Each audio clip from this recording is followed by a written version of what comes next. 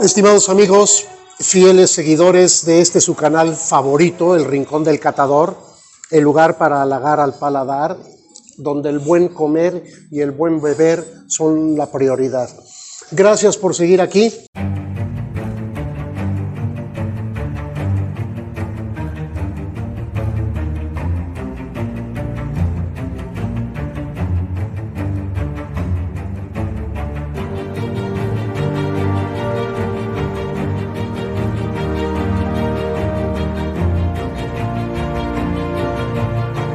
Miren, nosotros seguimos igual. Contentos, contentos. muy contentos. Yo me quería ir a otra cantina, es la verdad, pero me convencieron, ¿a dónde vas que más valgas? Sí. En la cantina, en la taberna de Chuy, sucursal Bosque Sereno en Aguascalientes. Aguascalientes se platica y sobre todo se botanea y se bebe delicioso. Si aquí lo tratan Cuando bien quieran, al señor, vengan. ¿a dónde va? Aquí en la taberna de Chuy, en Aguascalientes, México. Aquí estamos muy bien. No batallen, un buen trago, un agradable ambiente, la taberna de Chuy. Y tiene buen comer, ¿eh? Tiene Y seis buen comer. sucursales en Aguascalientes. Así es. No se lo pierdan, señores, y no se pierdan los comentarios que tenemos que comunicarles esta tarde. Seguimos con la cerveza, mi querido Seguimos Armando. con la cerveza, doctor, Sí. claro. Tema muy interesante. En el programa anterior dejamos establecido que básicamente existen dos tipos de cerveza.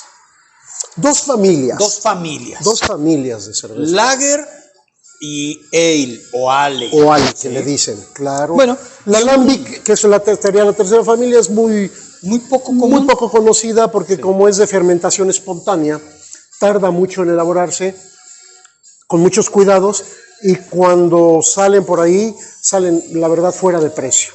Y no va a ser tan fácil encontrarla en el mercado, va a ser difícil, ¿no? Bueno, y respecto a ese tema, hay una marca de cerveza, 2X Lager, que es una cerveza que, bueno, pues la empresa pone con letras grandes Lager, mas sin embargo el nombre como tal no lo es. El nombre es 2X, pero ya se hizo una costumbre. Llegamos aquí a la taberna de Chuy, le pedimos a Polo, dame una Lager. Bueno, si le pedimos una Lager, pues nos puede dar Cualquiera. En México, y lo digo para nuestros amigos que nos escuchan en el extranjero, en México la totalidad o casi totalidad de las cervezas de tipo industrial que se producen y se venden en México y en buena parte del mundo, porque recuerden, México es líder mundial exportador de cerveza. Fíjate qué cosa tan interesante, ¿eh? Sí. Un país pero es lager. no se generó, no se creó la cerveza, cuando menos en los antecedentes, que es a lo que nos referíamos, que quizá, así como Mesopotamia tiene el punto principal, Egipto, donde nace la cerveza, pero no sabemos si fue antes o después que otros países, que otras regiones, porque no estuvo documentado. Ese es el punto, no estuvo documentado. Mas, sin embargo, bueno, en ese sentido, pues es algo interesantísimo que gran parte de las grandes industrias, y si me refiero a las grandes industrias, estamos hablando de Heineken, por ejemplo, estamos hablando del Grupo Modelo, claro, ¿sí? Cervezas de mucho prestigio, como sería Cervecería Moctezuma. También, claro. ¿Sí? Orgullosamente mexicana. Y que México sea al día de hoy, porque pasa en periodos, pero al día de hoy es el productor número 1 de cerveza en el mundo. Corrección, no es el principal productor. Somos el principal exportador. Sí, no productor. En producción ocupamos el lugar 15 o 16 a nivel mundial. Sí.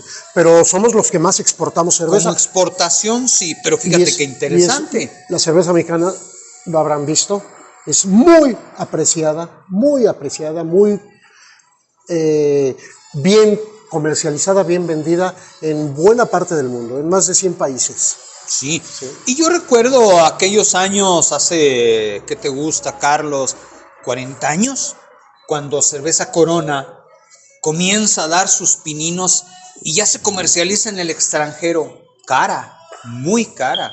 Estados Unidos, uno de los principales clientes que consumía ya Cerveza Corona y te costaba una buena cantidad de dólares consumirla en Los Ángeles, en Chicago, en Nueva York, Claro. etcétera, ¿no? Hasta la fecha, a pesar de que está inundando el mundo o está presente en buena parte del mundo, no es una cerveza barata.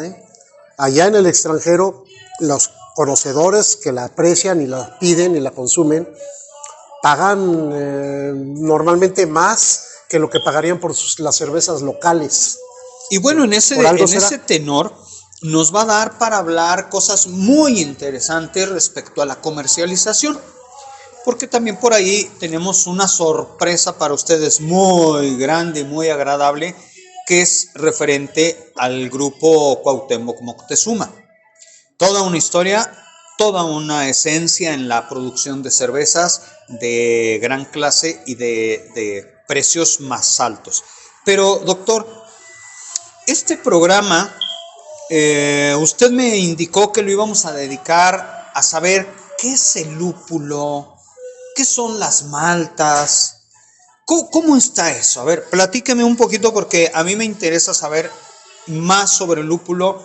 He leído algo, consumido cervezas con diferentes tipos de lúpulos y encuentro unas cervezas más amargas que otras. Pero también encuentro cervezas que están elaboradas a base de una malta de trigo o de una malta de cebada. Pero platíquenos, ¿cómo está eso? Quiero entender ese término.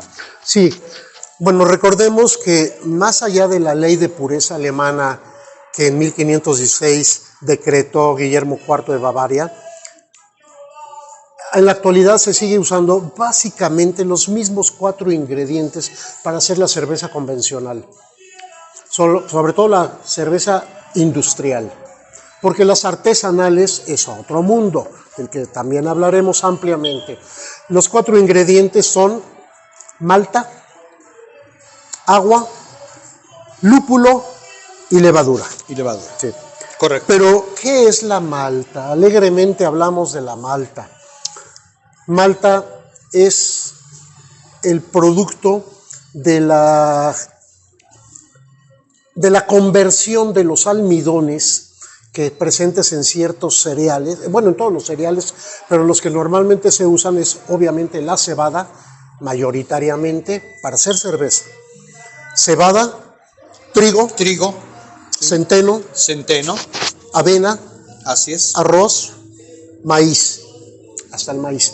De acuerdo. Son los más ocurridos, aunque predominantemente se usa. Perdón, doctor, mira nada más lo que nos trae Polo por aquí. Polo, muchísimas gracias. No esperábamos menos de la taberna de Chuy. Vean nada más. ¿Cómo nos vamos a ir a otro lado, hombre? No, hombre, buenas tardes, bienvenidos. Sí. Pues aquí felices, mira nomás, una sopa azteca. Sopa azteca. Bien servida, bien trabajada, excelente. Pues vénganse a la taberna de Chuy. Aquí nos van a atender de maravilla. Bosque Sereno, Aguascalientes, México. Sí. Bueno, estábamos con que doctor. La cebada es el cereal más utilizado en la fabricación cervecera. Pero se usan los otros que mencioné, en particular maíz, trigo y centeno. A veces la avena. Bueno, la malta se produce a partir de estos cereales y no es otra cosa que el producto de la germinación interrumpida de estos granos. O sea, agarramos, y para mi querido público les voy a recordar un ejercicio que solíamos hacer en la primaria, que consistía en tomar un granito de frijolito o de arroz o de algo, ponerlo en un papel húmedo, un algodón húmedo, y esperar 4 o 5 días a que empezara a germinar, ¿sí? Entonces, cuando sale del granito, empieza a sacar esa colita, esa radícula, ¿sí? Eso es la germinación del grano, pero químicamente lo que está pasando al interior del grano es que los almidones contenidos en ese grano se están convirtiendo en azúcares fermentables por las levaduras. Ok. Porque como almidones no se pueden fermentar, pero convertidos ya en azúcares más sencillos, Ya se vuelve fermentecible. ya los ataca la levadura, ya Ok. son fermentecibles. Eso Doctor. proceso es el malteado. Ok. La resultante es la malta. Entonces, en el caso de ese malteado, es algo muy parecido a lo que sucede con el malteado para el whisky. Claro, La misma forma. es el mismo proceso. Se pone el grano, se extienden los granos de cebada, se rocían con agua, se humedece, comienza a brotar la planta y pequeñita se le aplica calor en el caso del whisky. Se interrumpe esa Para ferminación. bloquear Claro, esa germinación y obtener el azúcar. claro. Y eso es la malta. La malta es entonces ya una conversión de los almidones a los azúcares más sencillos. Perfecto. Bueno, pues entonces, ya que entendimos qué es el malteado, vamos a poder entender que, así como lo dijo el doctor Manzanilla, bueno, podemos tener cerveza de arroz, de cebada, de trigo, de maíz, O de la mezcla de varios. o sea, se puede Claro. hacer varios. El maestro cervecero podrá decir, mi cerveza va a llevar 30% de cebada y va a llevar 70% de arroz. ¿Es correcto? Puede ser. Recuerden, hacer cerveza es establecer una receta, una formulación, diríamos en términos de la industria alimentaria, pero una vez que se tiene la receta, la cocinas siguiendo tu mejor inspiración. Doctor, pero ahora, mientras usted nos explica el tema importante del lúpulo, yo voy a saborear esta sopa azteca que nos trajeron aquí en la taberna de Chuy. Véngase a la taberna, aquí los esperamos. Como está bien calientita, yo espero Sí. a que baje un poco y mientras les platico. Doctor, platíquenos, ¿qué es el lúpulo? ¿Qué es y qué influencia tiene? Ya vimos que la semilla malteada va a ser la fuente de energía para poder desarrollar la graduación alcohólica, ¿Es correcto? ¿sí? Pero ¿qué es el lúpulo? El lúpulo es un agregado que empezó a utilizarse en Europa básicamente. Bueno, las referencias que tenemos, se empezó a utilizar allá por el siglo XVI, 1500 y fracción, y otra vez fue en un monasterio. La abadesa de un monasterio en una región de Alemania, Santa Hildegarda, la hicieron santa, ¿sí? Fue la que empezó a utilizar el lúpulo. Y lo empezó a utilizar no por otra razón, sino porque quería darle una vida útil más larga a su cerveza. Resulta que habían encontrado que el lúpulo tiene una acción bactericida. O sea, es un antibacteriano. Es un antibacteriano, es un germicida. Entonces, agregándola a la cerveza, como se hacía en aquellos tiempos, y que era susceptible de descomposición bacteriana en el corto plazo, en los 3, en los 5 días, sobre todo porque no había refrigeración. Claro. Con el agregado de lúpulo se lograba que la cerveza alargara significativamente su vida útil. Gracias a ese Gracias al bactericida. lúpulo que empezó a utilizar la abadesa Santa Hildegarda. Ok, Sí. pero no nada Sí. más tienen una influencia fungicida. No, claro que no. Se dieron cuenta que al agregar el lúpulo, bueno, por lograr el efecto de mayor vida útil, sin que se descompusiera, también le impartía un cierto amargor. Ok, Antes las cervezas no tenían lúpulo y no eran amargas. ni tampoco eran límpidas, claritas, transparentes, Eran más turbias. como las conocemos ahora. Eran bastante turbias, ¿sí? Y se echaban a perder en muy poco tiempo. Ok. Pero Hildegarda nos hizo el favor a la humanidad de incorporar el lúpulo. El lúpulo es una plantita de la familia de las cannabináceas, ¿sí? De la marihuana. Sí. Perfecto. Sí. Y hay flor macho y flor hembra. La que florea es la hembra, la flor hembra. Y lo que se utiliza para agregarlo a la cerveza es exclusivamente la flor, obviamente proveniente de la planta hembra, ¿sí? Y lo que hace es que aporta pues a la cerveza, entre otras cosas, aceites esenciales, que son los que dan el amargor, ¿sí? Pero también dan la acción bactericida, ¿sí? Esos ácidos grasos, alfa, beta, ya es un poco técnico, son los responsables del amargor de la cerveza. Obviamente, mientras más lúpulo se agrega, más amarga resultará la cerveza, pero tendrá una vida útil también más larga. Y entonces de ahí viene la diferencia entre las cervezas, entre otras cosas, pero respecto al amargor, podemos encontrar que en las cervezas elaboradas por el Grupo Modelo tienden a ser un poco más amargas que las cervezas elaboradas, en este caso, por el Grupo Cuauhtémoc Moctezuma, que son menos amargas. Y ya el gusto de cada quien. Claro, han encontrado, y eso, por decirlo de alguna manera, han tropicalizado sus métodos de elaboración y sus recetas para adaptarlas a la zona geográfica donde están produciendo la cerveza. Si saben que en México se bebe preferentemente la cerveza por su frescura, claro, y se bebe como agua en cierto sentido. Sí, claro. ¿Sí?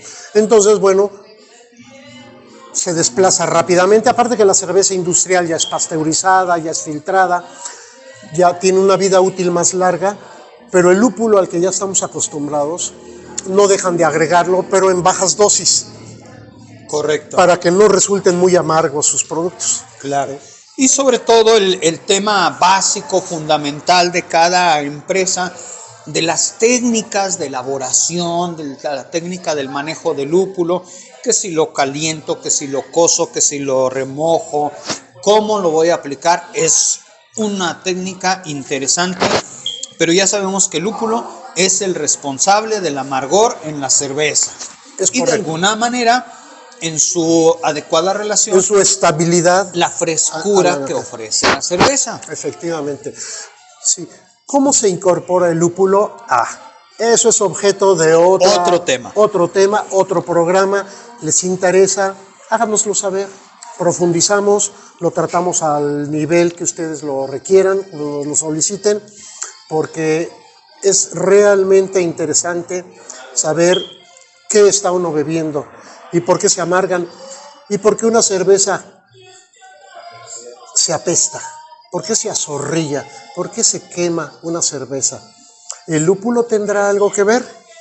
Averígüenlo en el siguiente programa. Interesante ese tema de esas cervezas que se azorrillan, que ya lo hemos experimentado muchas veces, lo sabremos en el siguiente video. Pero yo no quiero que nos retiremos sin antes decirles que esta sopa azteca que preparan aquí en la taberna de Chuy es deliciosa. Tiene algo muy interesante, tiene chicharrón, tiene un chicharrón delicioso. Yo ya lo probé y créanme que es exquisito. Véngase a la taberna de Chuy, aquí los esperamos. Doctor. Un placer como siempre, queridos amigos. Háganos saber sus inquietudes. Plantéenos preguntas, rétenos a desarrollar temas. Si no lo sabemos muy bien, lo investigamos para ustedes con mucho gusto. Y si requiere de capacitación, no se olvide que el Colegio Mexicano de Catadores en Tequila y Mezcal está para apoyarlos. Y cerveza, y vino, y coñac, y lo que quieran. Salud, queridos amigos. Un placer.